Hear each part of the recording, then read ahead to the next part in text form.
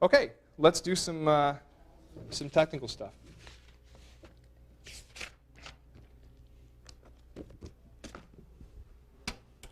Okay, like I said, I'm a discretionary trader, not as much as I used to be. But when I say discretionary, I mean I don't trade a system where as if X average crosses Y average, then I buy. I don't do that. I do have some pretty mechanical things that I do, but there's always an override that I decide for myself. And sometimes I'll even just look at a whole bunch of things and just take a trade based on that. And that's what we're going to look at today. The way I would usually do things is just integrate a lot of things and look for them to come in at the same price and time point. Okay? And you've got the little booklet that's a summary of basically what our last presentation was, which I know you haven't had time to go through today, but hopefully when you get home you'll have a look at it. And basically it's the start of this confluence of indicators or systems and integration of time frames. And I was even more doing this when I did the first presentation than I am now. As I said, I've become a little more mechanical. Okay, we're just going to talk really briefly about a WD Gann technique. I'm sure you've all heard of Gann analysis. Gann was a great trader in the early part of the century, and they had this story from Ticker Digest, which I believe was the forerunner to Barron's, I believe. And they had a reporter follow him around for 40 days or something, and he did, I can't remember the numbers now, 296 trades or something, and 271 of them were winners. And he made like 10 times his capital over that period. So the story goes anyway. Gann analysis can get quite complicated, but there are some things that are kind of straightforward that I like to look at. One of the things that Gann did use was a square 9, or it's called the square of 9. It's called the octagon chart. It's called the master price and time calculator. It's called the Gann wheel. Basically, all we've got is it's sort of like a two-dimensional representation of a pyramid. Okay, where your one block is in here, and then all the blocks are just building, in a clockwise, or it can be counterclockwise if you reverse the numbers, fashion around the center. Two basic ways I use this. Now the one that is in the sheet first. And this is hard to follow if you don't have the. I think everyone's got a. Did everyone get a square 9 in a?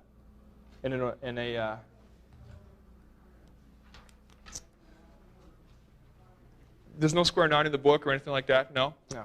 Okay, well I've got some here, okay, so I'll give them out to you before you guys leave. Basically, it's really hard to follow without the square. Okay, what we've got here, we'll just have to try to remember these numbers. Basically, we've got here a low of 696 in beans and a low here of 722. Okay, so what basically the idea of the square 9 is that markets move in patterns around the square. Now, is this chart in here, that chart that I threw up last time? Is it in there? Okay, good. Well, we can follow it through that. Okay, so we've got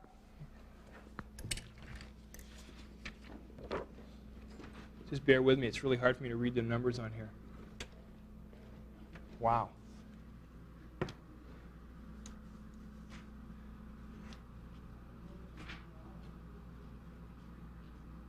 Sorry, guys. I'll be with you in 1 second. Okay, so we lay the overlay through the number 1 in the center, and then we throw it through the sets. Okay, there we go. So we've got it going through the 696 low. Now obviously the 696 and the 722 low are given, so here's our 696, 722 is over here, all right? So we've got two of them 90 degrees apart, okay? And the 751 will be up here, okay? So it's 180 degrees from this low, 90 degrees from this low is the top, okay? Now I'd like to match, what I'd like to do is at least match two previous swing points to find the third one. So what I'd like to see them is either 90 degrees apart, 180 degrees apart, or 270 degrees apart. Okay? Now, I know it's hard without your squares, but is that clear, what we're trying to do here? Okay? That's one way to use it.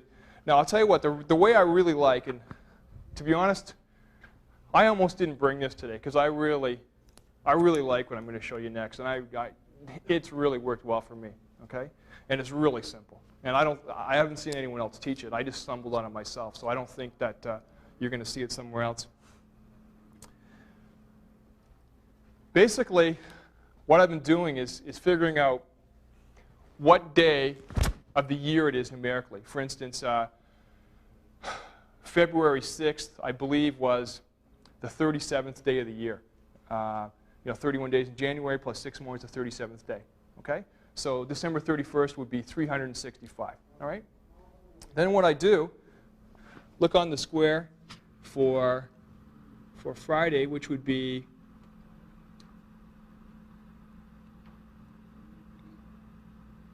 what did I say? 37? Yeah.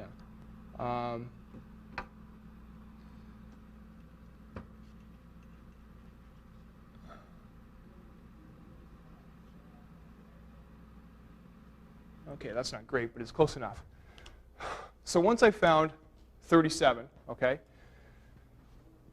then I'm looking, and this works for almost any commodity in a front month. What I'm looking for is support and resistance for that day. And an amazing amount of time, what you're going to find is you're going to find support along this line here, along the 0 or 180 degree line, or along the 90 degree line or the 270 line. Okay. Now, obviously, this has a midline in here, which I kind of look at if things are too far apart. But this has really been as a discretionary trader for finding support and resistance for that day, this has been a huge help to me. Right? It's amazing how many times one of these things is going to hit the high or the low for the day. Okay? If you go back and look at that, you can just go through Friday's paper with this, right? And go look at it and see how many times, support or resistance was right along those lines. Okay? It's unbelievable. Right? So that's the best thing that I think that I'm really going to show you today. And like I said, I almost didn't bring it because it's been so useful to me recently. Yep? And what is this based on? The square 9? Yeah. Well, like I said, it's, I don't know where Gann got it, except perhaps it's the two-dimensional view of the pyramid, and the pyramid's where the Fibonacci ratios come from and everything like that. I don't know where W.G. Gann got this. Okay, I can't vouch for that. I don't know. I just looked at this thing, and as the story goes, apparently when they cleaned out Gann's office or wherever they had all this stuff, he had like a lot of these, and they're all dog-eared and stuff like that. So, like I said, I'm not the leading expert on Gann, that's for sure. I know some stuff about it, and I have some old original courses, but it's real confusing. There's a lot of Gann stuff that's real confusing, okay? Just for instance, Gann uses the term square in just about every English context you could use it, okay? And I think that's confusing for a lot of people because he uses it, and people automatically assume square means the same thing all the time. It doesn't. He's got 5 different meanings in Gann, okay? But he never says that. He just keeps calling it square.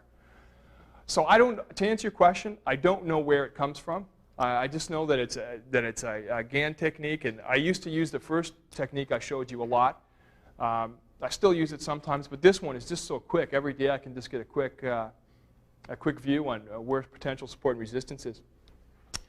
Now, the other thing that I want to mention about this is that I try to use 3 digits. All right. So, for instance, if we've got cocoa at 1600. I'll usually use like 160, round it down. For bonds, I can, if they're, 116, then I'm in change, then, use 116. Now, obviously, these numbers can keep going up higher and higher in a circle. All right, so if you want to go to 4 digits and you want to put the numbers around, you can experiment with that as well. But that's something I really find useful, and it's so quick and dirty to get a quick read on it each day.